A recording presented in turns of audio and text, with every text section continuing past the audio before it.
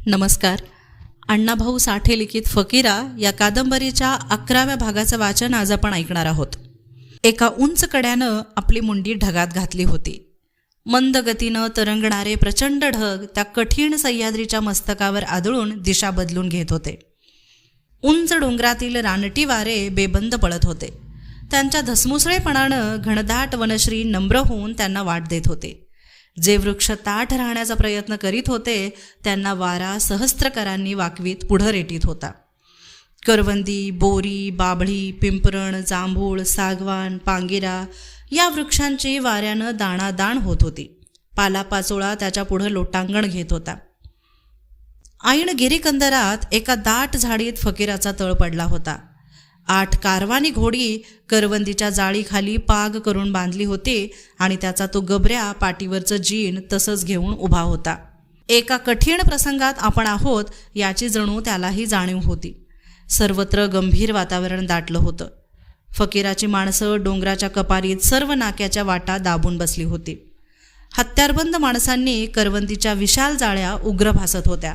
त्यांना छावणीचं स्वरूप आलं होतं. चिंचणीकर पिरा, साजूरकर निळू, साधू, मुरारी, बहिरू, सावळा, तायनू महार, बहिरोजी महार, घमांडी अशी एका आगळी एक दिलदार आणि बेडर माणसं तिथं वावरत होती. आज 1 महिन्यात दूर दूरचे माग येऊन फकीराला मिळाले होते. हजेरी देऊन जगण्यापेक्षा लढून मरण्याचा त्यांनी हिय्या केला होता.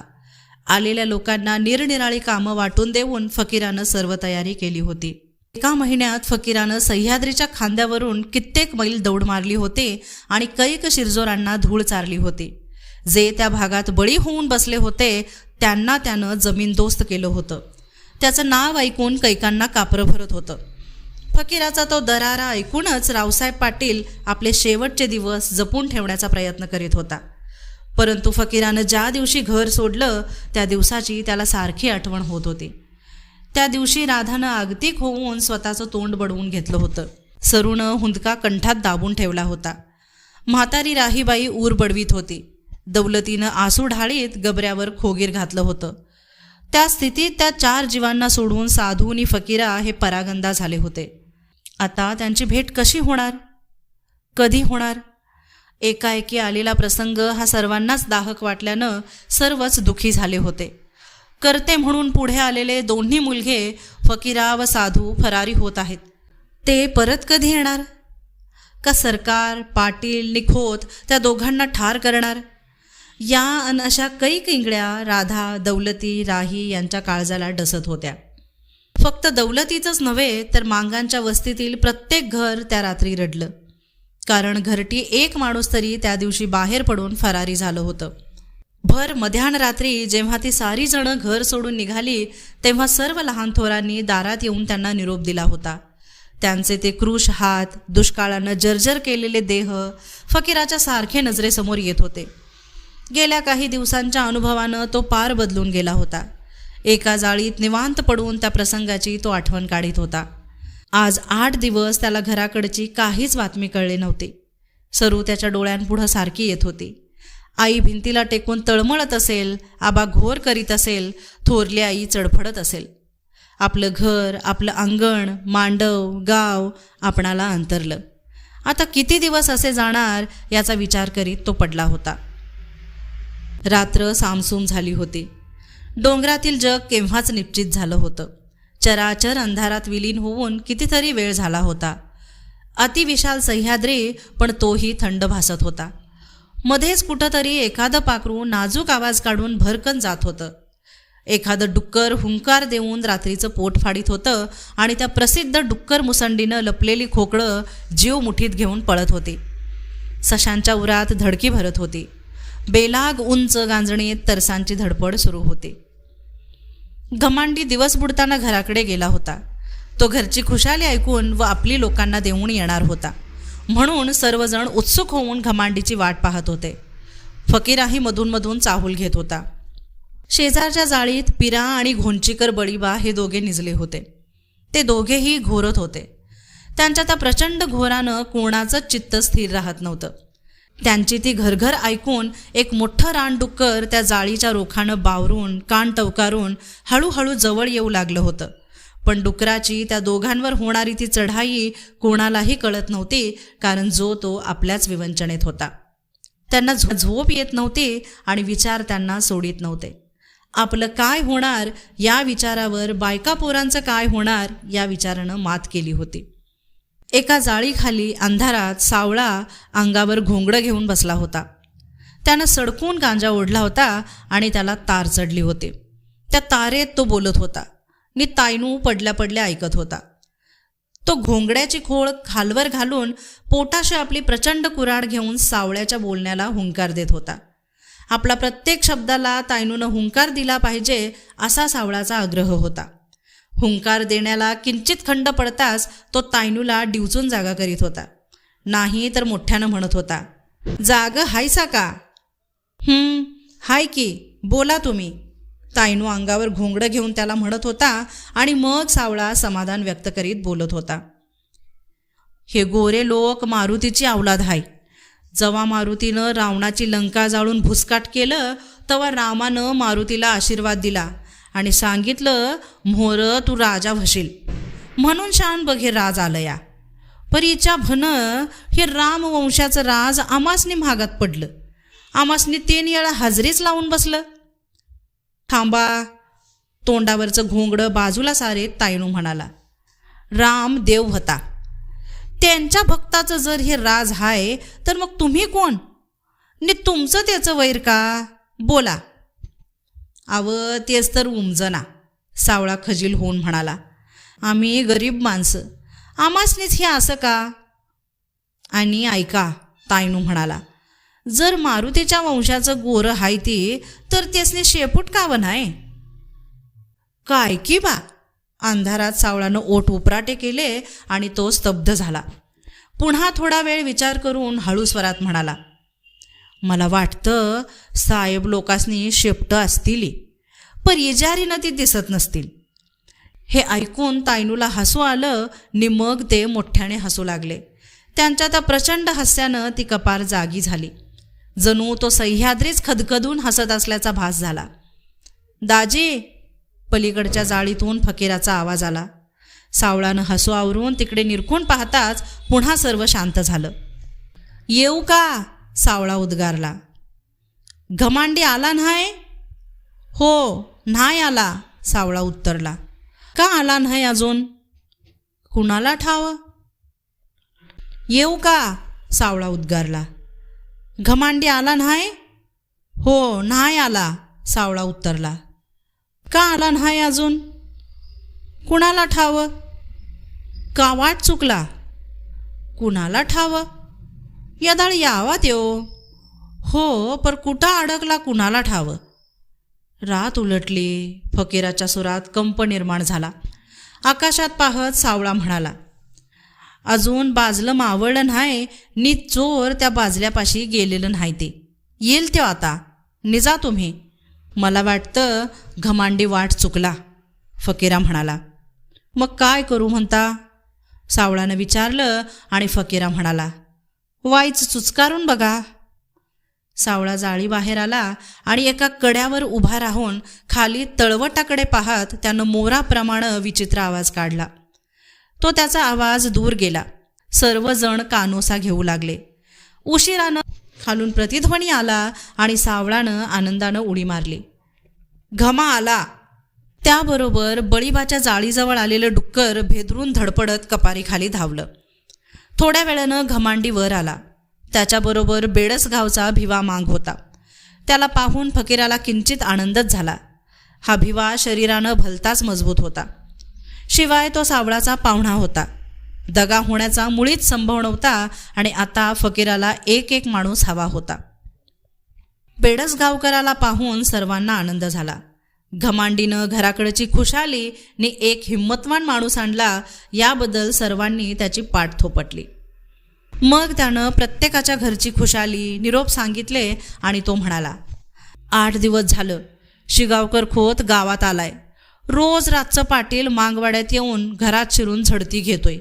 बायका पोरासनी शिव्या देतोय नि कालच सातारचा दांडगा साहेब येऊन शान गेला. फकीरा दाजीला धरून देणाराला इनाम देन असं म्हणत होता. तवा दौलू आबानं आणि राधा आईनं सांगितलंय की तुम्ही जपून असा. शिगावचा गणू रामोशी येणार आहे, त्याला डोंगर चढू देऊ नका. खंडू ओरडला. खोत त्या गण्याला फितवून इकडं पाठवील नि दगा होईल. नायकाचं खरं आहे, फकीरा म्हणाला. आता कुणावरच सरळ विश्वास टाकू नका. माणूस पारखून घ्या, नाहीतर आपण सारी एका दमात मरू. मग तो घमांडीकडे वळून म्हणाला, बरं आबानं आणि काय सांगितलं? आबानं? घमांडी म्हणाला. गण्याला हजरी लागली या. तवा तो आबाकडं येऊन म्हणत होता की मला फकीराकडं घालवा. ताईनू गप्प ऐकत होता. तो मध्येच म्हणाला, खोटं. आता अशी कैकाला हजरी लावून सरकार ते माणसं इकडं सोडील आणि हात येऊन दगा. म्हणून आपण वाईच सावध असूया, मोरा म्हणाला. त्यावेळी दगा होणार या कल्पनेनं सर्वांची मनं पोळली. आपले वैरी स्वस्थ नसून आपल्या जीवावर उठले आहेत, हे सर्व बाजूंनी आपल्यावर हल्ला करण्याची तरतूद करीत आहेत याची जाणीव सर्वांना झाली. परंतु बेडसगावकरासारखा एक जबरा माणूस आपल्या बंडात स्वतः येऊन सामील झाल्यानं त्यांना परम समाधान झालं होतं. भिवानं फकीराची ती उग्र मूर्ती जेव्हा पाहिली तेव्हा तो चकित झाला. एका प्रबळ सत्तेविरुद्ध बंड करणारा हा आपल्याच जमातीतला माणूस म्हणून फकीरा त्याला दैवताप्रमाणे भासला आणि तोही जीवावर उदार झाला. भिवाला पाहून तायनूला सर्वांपेक्षा अधिक आनंद झाला. भिवाच्या दाट करड्या मिशा सरळ पुढं झेपावत होत्या आणि त्यांनी त्यांचा रुंद जबडा झाकला जात होता. त्याचे टपोरे डोळे भलतेच रागीट दिसत. त्यावरच्या करड्या भुवयांनी त्याच्या चेहऱ्यावर तापटपणाचा भाव सारखा दिसे आणि तायनूला तसलाच माणूस आवडत असे. डोंगरी लाकडांचा जाळ मंद जळत होता. सावळा, तायनू व भिवा त्या जाळाभोवती बसून शेकत होते. भिवा चिलमीत निखारा कोंबून मिशा आजूबाजूला सारून झुरके मारीत होता. मध्यान रात्र उलटली होती. वाऱ्याला जाग आली होती आणि तो कपारीनं बेभान पळत होता. घमांडी आल्यामुळे आणि घराकडची खबर समजल्यानं सर्वांच्या उरावरचं दडपण हलकं झालं होतं. ते जाळीत घोरत होते. गबऱ्या नाचत होता आणि त्याच्या शेजारच्या जाळीत फकीरा जागाच होता. त्याला झोप येत नव्हती. कितीतरी उशीर पडून तो कंटाळला निचटकन जाळी बाहेर आला. वाऱ्याच्या झोतानं त्याला बरं वाटलं. तो मग शांतपणे जाळाजवळ गेला. त्याला पाहताच भिवानं म्हटलं, या की बसा. बोला, कसं काय चाललंय तुमच्या खोऱ्यात? फकीरा जाळाजवळ बसत बोलला आणि भिवा म्हणाला, बेडस गावात सरकारी खजिना हाय. तवा सारं गाव अंमलदाराने उठवून काढलाय. त्यात आम्हा गरीबावरही हाजरी, डोसकं हलवाया फुरसती नाही. खजिना? फकीरा गंभीर होऊन म्हणाला, खजिना तिथं कसा? त्या भागातला सारा वसूल आधी बेडसगावला येऊन मग पुढं कोल्हापूरला रवाना होत असतो, भिवानं सांगितलं आणि फकीरा डोळे आकुंचित करीत म्हणाला, खजिन्यावर किती लोकांचा पहारा असतो? पहारा कशाचा? भिवा म्हणाला, इन मिन 4 मुंडकी कवा तरी येऊन जात्यात आणि एक बामण हाय तो एकटाच त्याची राखण करीत असतो. म्हणजे खजिना कोण फोडेल असं सरकारला वाटत नाही? फकीरानं आश्चर्य व्यक्त केलं. कोण फोडणार? भिवा म्हणाला, ह्या सरकारला कुणाचं भ्या वाटत नाही म्हणून तर तो खजिना बामणाच्या वाड्यात ठेवलाय. रक्कम तुंबली की मग ती कोल्हापूरला जाते. त्यावेळी मात्र 7-8 माणसं बंदुका घेऊन शान येतात. खजिन्यात किती रक्कम असती? फकीरानं प्रश्न केला. किती असती कोण जाणं? भिवा उद्गारला आणि फकीराच्या डोकीत तो खजिना खळखळू लागला. तो चटकन उठून आपल्या जाळीत आला आणि त्यानं हाक मारली. मुरा, बळी, साधू हे तिघे धडपडून उठले आणि धावले. त्यांना जवळ घेऊन फकीरा म्हणाला, बेडस गावात इंग्रजांचा खजिना तुंबलाय. असं म्हणून त्यानं पूर्वेकडं नजर टाकली. आकाश लाल होत होतं. अनंत रंगांचा सडा सांडला होता. मखमली गालिच्याच्या पायघड्यात उडवीत नवा रवी भूतलावर पदार्पण करीत होता. त्याची ती नयनरम्य शोभा पाहून फांदी फांदीवर बसलेली पाखरं आपल्या मंजूळ शब्दात एकमेकांना सांगत होती. शेष वेचिता 18 घटका, पूर्व दिशेने क्षाळले मुखा, कुंकुम रेखिले त्या तिलका, अरुणोदय बोलीजे. मग काय करूया म्हणता दाजी? त्या तिघांनी प्रश्न केला आणि फकीरा बेडसगावच्या दिशेने पाहत धीर गंभीरपणे म्हणाला, चला तयारी करा, तो खजिना मारूया. वाटेत वाघ उठला असं साहेबाला वाटलं पाहिजे. लाव म्हणावं हाजरी, निक्कर हत राज. कवाची तयारी करूया, साधू म्हणाला. लवकर चला, बेडसगावच्या त्या बामणाच्या वाड्यात ती दौलत अडकून पडली या. फकीरा आवाज चढवीत म्हणाला. तिला मोकळे करा. हो, पण आधी मला आईला, बाबाला, थोरल्या आईला एकदम भेटून येऊ दे. पर तुम्ही माणसांची जुळणी करा. 100 माणसं कडवी घ्या आणि चला. हे सारं भिवानं ऐकलं होतं. तो पुढं येऊन म्हणाला, पर बामणाकडं बंदूक हाय आणि बंदुकीपुढं बळ बेकार होतं. भलताच मार हाय म्हण. माझं बळ तोफेपुढे बेकार होणार नाही, फकीरा तीव्र स्वरात म्हणाला. बंदूक? असू दे बंदूक. किती गोळ्या उडवेल ती? एक माणूस 10 गोळ्या खाऊया. मेलेले मेंढरू अग्नीला भीत नाही. उद्या मरायचं ते आज मरूया, पण जरा माणसावानी नि हिमतीनं. पंत म्हणीत एक राजा हत झाला, त्याचं नाव मी विसरलो. तो राजा म्हणत होता, शेळी होऊन 100 वर्ष जगण्यापरास वाघ होऊन शान 1 दिवस जगावं. आणि त्याचं खरं आहे. वाघच होऊया आणि वाघासारखं मरूया. चला, जमवा माणसं आणि चला. हो, पण आधी मी वाईच घराकडे जाऊन आईला भेटून येतो. फकीरा, साधू, मुरा, बळी बोलत असतानाच पूर्वेला रवी नारायण शांतपणे वर आला. जणू तोही फकीराचं बोलणं ऐकून भारावला होता. लाल किरणांनी भूमंडळ खच्चून भरलं. सह्याद्रीवर त्या किरणांनी वर्षाव सुरू केला. वनराजी पिवळ्या किरणांनी शोभायमान केली. लहान लहान रानफुलं वाऱ्याच्या स्पर्शानं मस्तक डोलावून सूर्याला नमस्कार करू लागले. डोंगरी दुनिया जागी होऊन कार्यक्षम झाली. फकीराची माणसं आंघोळ करून आली. कोण देवाचं नाव घेत जाळीत बसले, कोण धोतरवाळीत सूर्यनमस्कार करू लागले. मुरा, बळी, साधू बेडसगावच्या खजिन्यावर विचार करीत आपल्या तयारीला लागले. बेडसगावचा खजिना या एकाच शब्दानं त्या डोंगरात जाळीन जाळी कुजबुजत होती. प्रत्येक जाळीत खजिन्याची चर्चा चालू झाली आणि खजिना खजिना करीतच तो दिवस मावळतीला गेला. फकीरा घराकडे जाण्याची घाई करू लागला. घमांडीनं येऊन गबऱ्यावर खोगीर घातलं आणि तो म्हणाला, दाजी, एकटं जाऊ नका. रावसाहेब पाटलानं आपली माणसं पाळतीवर ठेवल्या ती. बरं, मी सावळू नानाला घेऊन जातो, फकीरा म्हणाला. मी सावध आहे, तुम्ही मात्र हत जागत बसा. सावळू नाना आणि तायनू आबा ह्यासनी म्हणावं, चला. सूर्य डोंगराच्या पलीकडे हळूहळू उतरत मावळतीला गेला आणि फकीरा गबऱ्याला घेऊन डोंगर उतरत उगवतीकडे निघाला. दोघेही आपापल्या घरी निघाले होते. मात्र सूर्य एकटाच होता आणि फकीराबरोबर सावळा आणि तायनू हे काळासारखे चालत होते. डोंगरातून गावदरीला येईपर्यंत सर्वत्र सामसूम झाली होती. रानातली माणसं केव्हाच गावात आली होती. सर्व पांदी निर्जन भासत होत्या. गावात एखादा माणूस बोलत होता. ते रात्रीच्या शांत वातावरणात दूरपर्यंत ऐकू येत होतं. फकीरा, सावळा, तायनू हे पाटलाच्या पडवीत येऊन थांबले. कारण फकीरापुढं दुसरा एक पेच पडला होता, तो म्हणजे गबऱ्याचा. गबऱ्या गावात गेला की खेकाळून सर्व गाव जागा करेल. लोक गबऱ्याचा तो आवाज ओळखणार.